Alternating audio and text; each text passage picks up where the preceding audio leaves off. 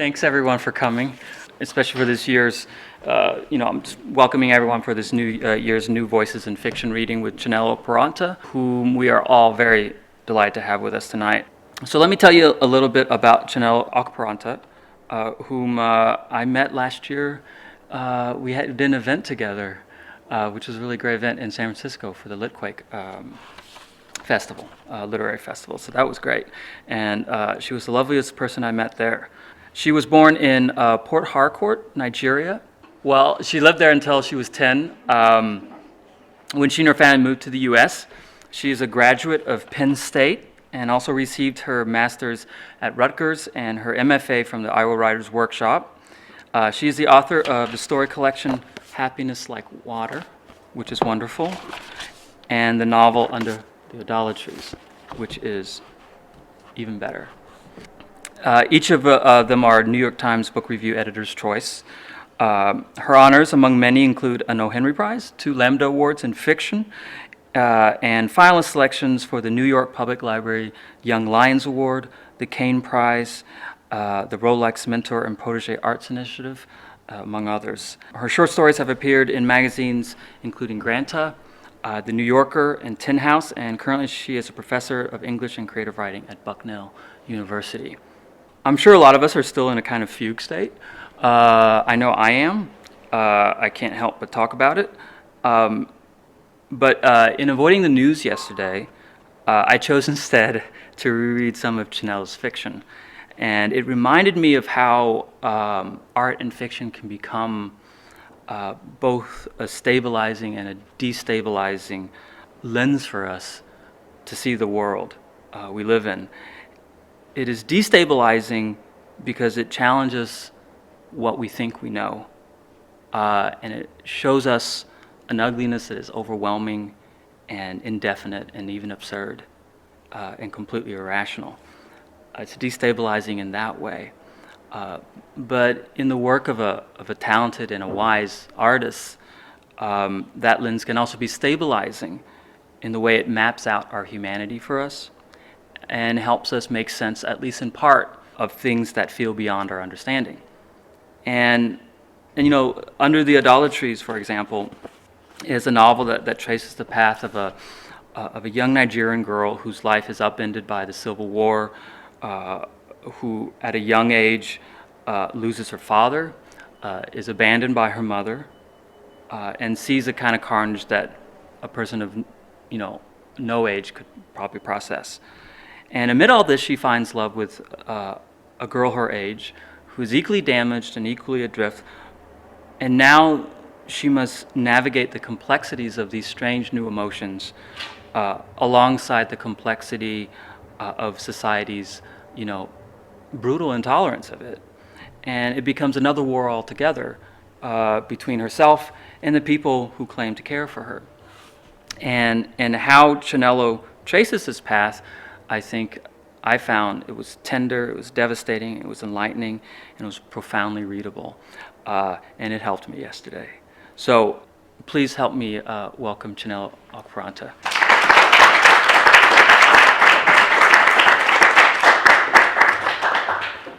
That was lovely. Thank you.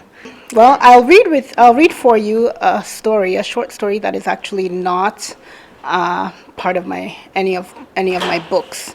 The story is entitled Marta, and it was published maybe 2 years ago, something like that.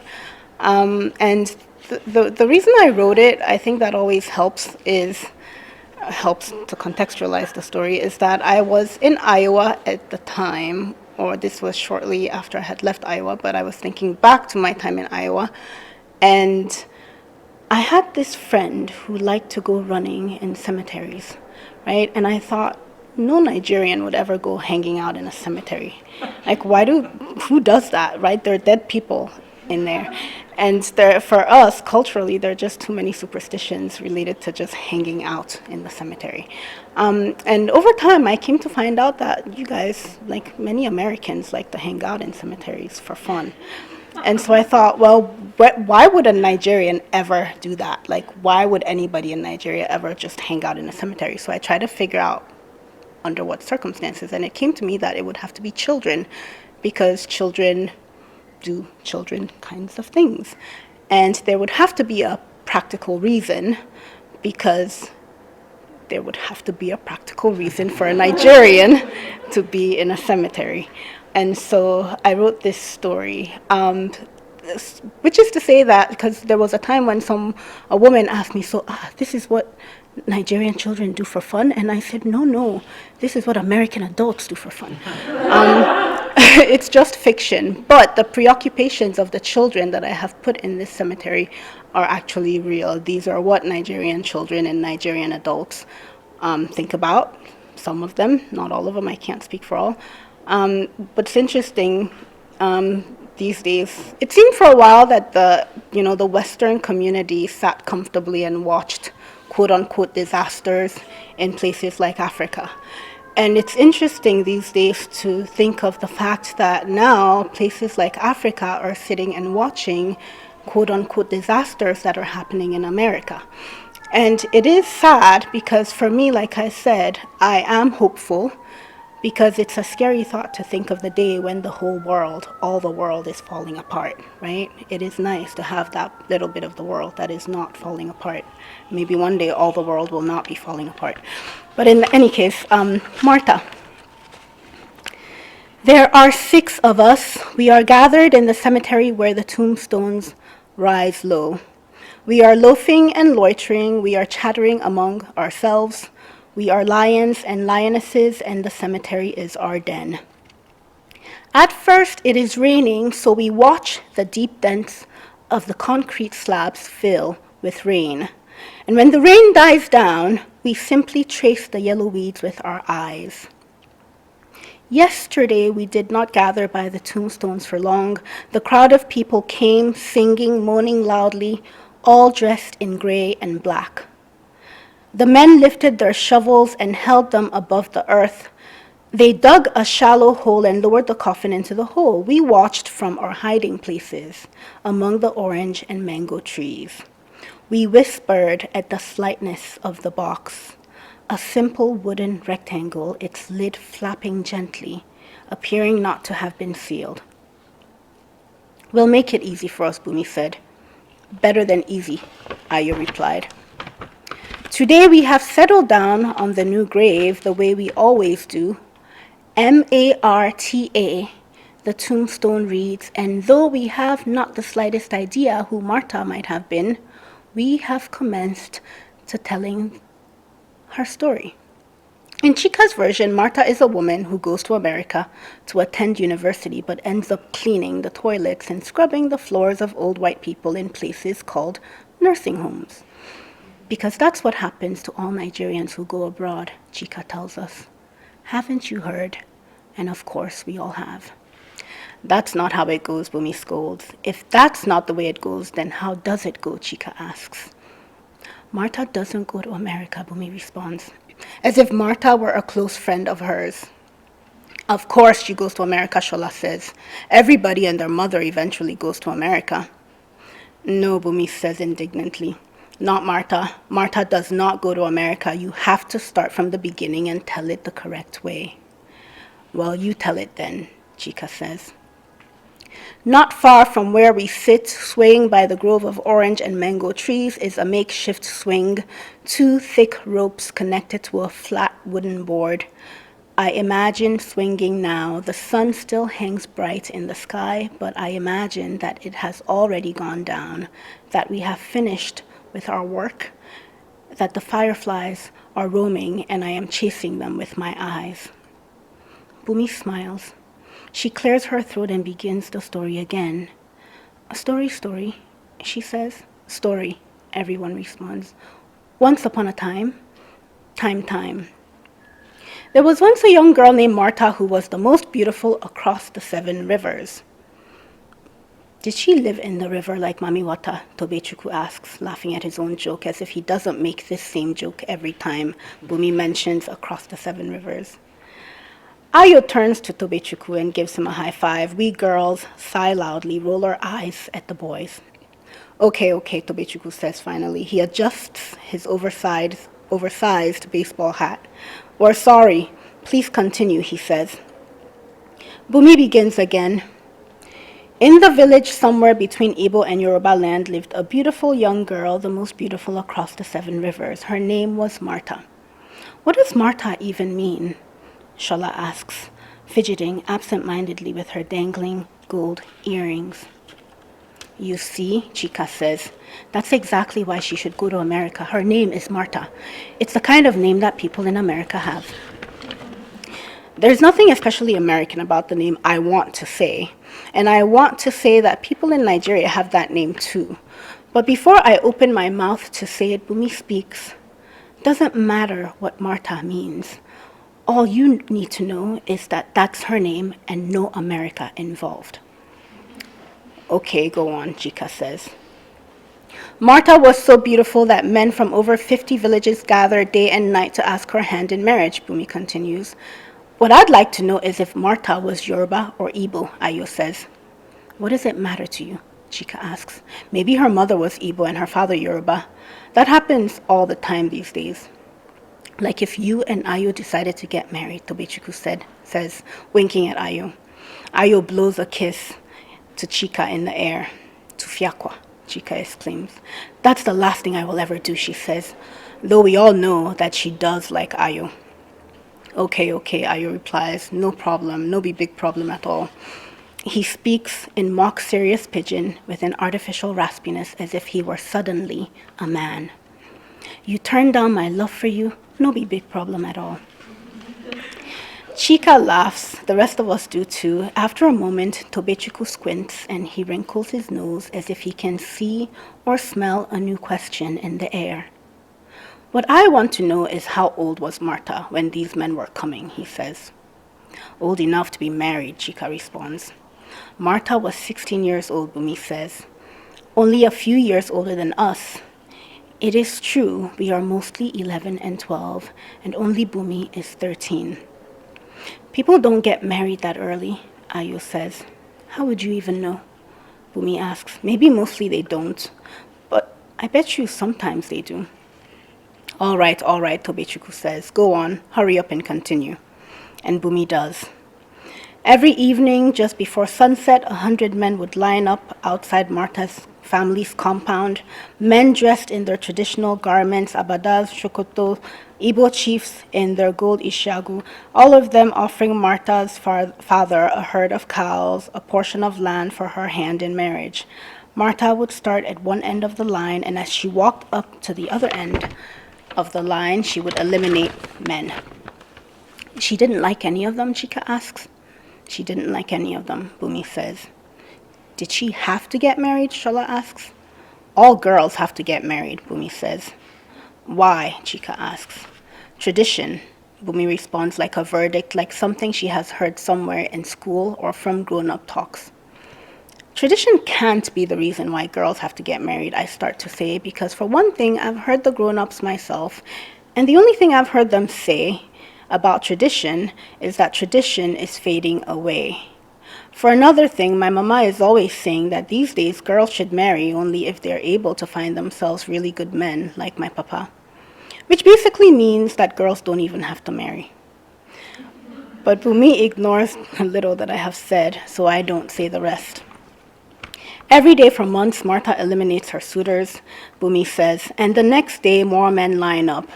Of course they are eliminated like all the rest. And then one day Martha's father forces her to choose a husband. Who does she choose, Tobechukwu asks. She was just about to say, Shola says.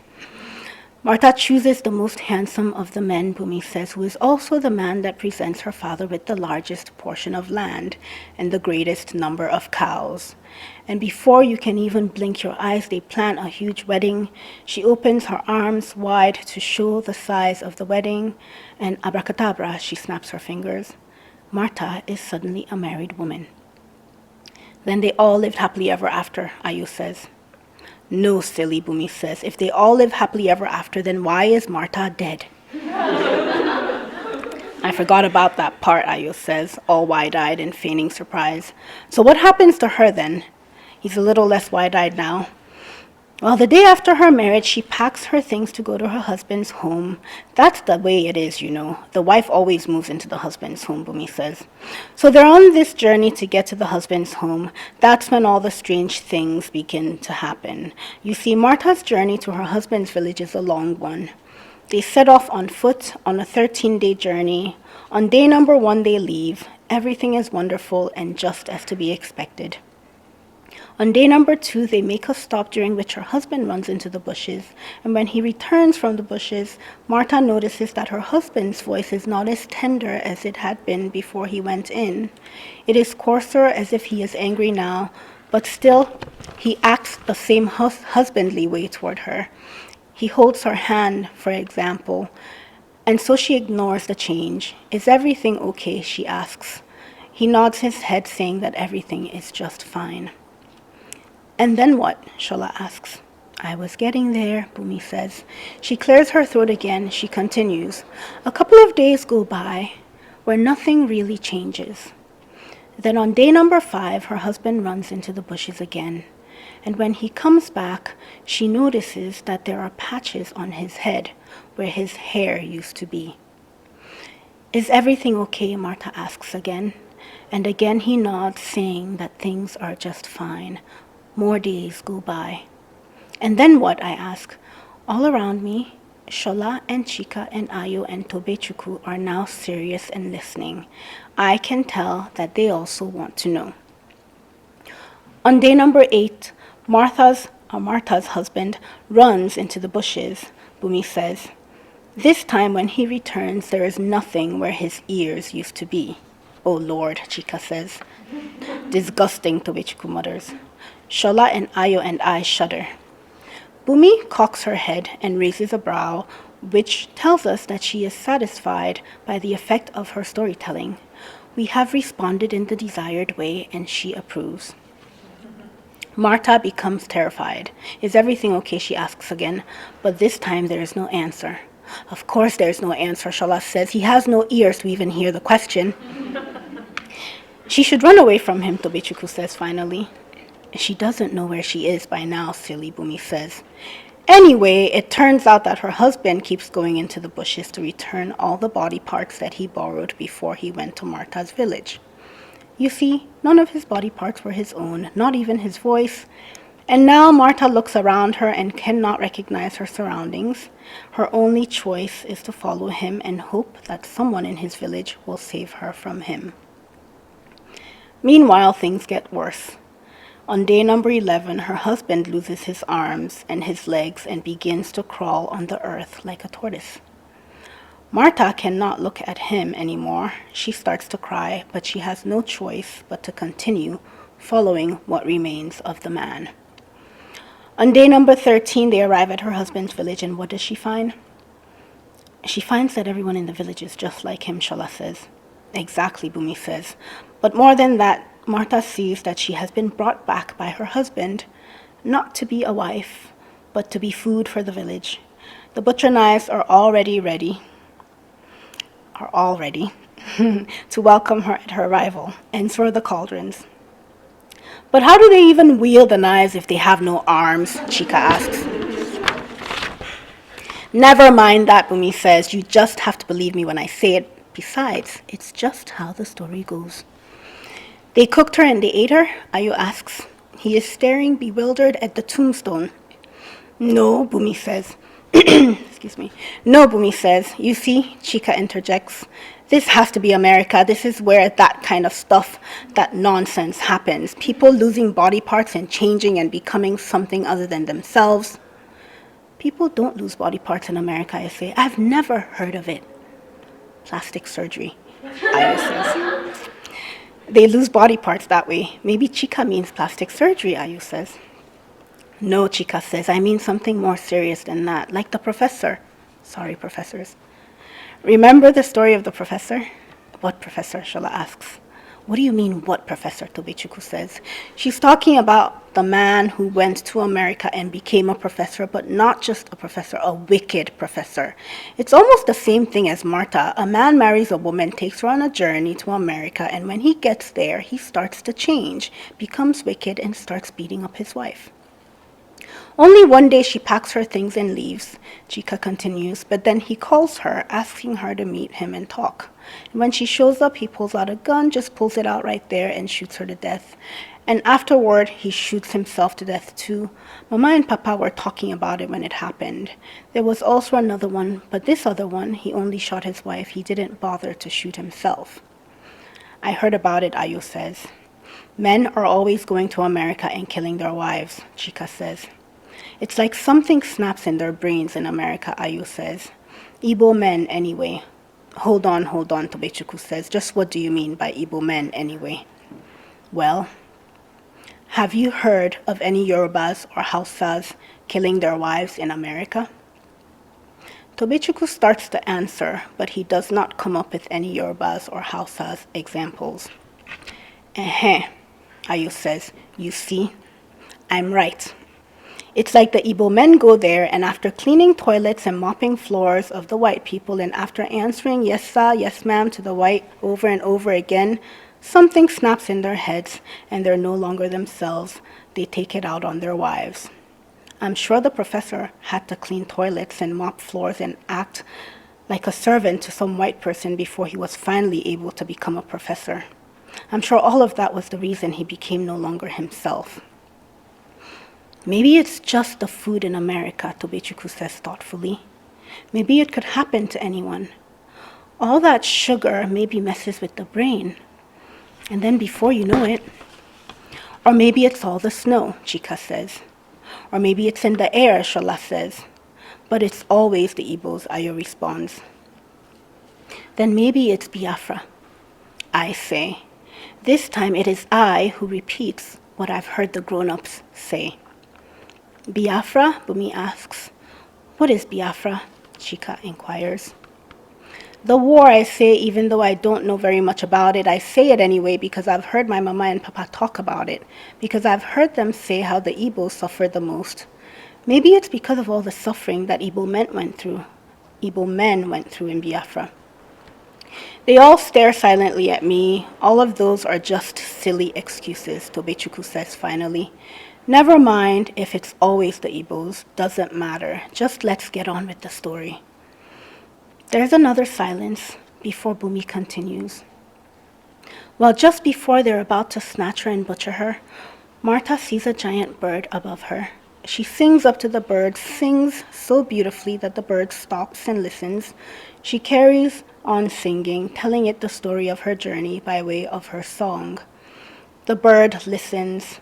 Eventually, it descends down from the sky, carries her all the way back to her own village. And then she lives happily ever after. With no husband? Shola asks. With no husband, Bumi says. The sky has swallowed up the sun by this time, but there are still slivers of light. It is now that we begin to dig, because it is dark enough that we are concealed, but light enough that we can see. We know that there is only the earth to overcome, and we know that the coffin is not really 6 feet deep. 6 feet under is what the grown-ups like to say, but we have been doing this for a long time, and we know that the grave is always shallower than that. Shallow enough that we do not even have to climb in. Shallow enough that we can always get the job done in a matter of minutes. We clear and we clear and we clear the earth with our hands. The earth is strong smelling and cold in our palms, and Tobechuku makes the joke that he always makes. How would we like to be disturbed if we were earthworms or weeds? How would you like that? When we have cleared all the earth away, we catch our breaths. Almost done, Shola says. Good thing, because I'm hungry. Must be past supper time by now, Ayu says. It is only getting to be supper time, not yet past, but this is what Ayu likes to say around this time. And as usual, I imagine a plate of gari and soup or a bowl of jollof rice.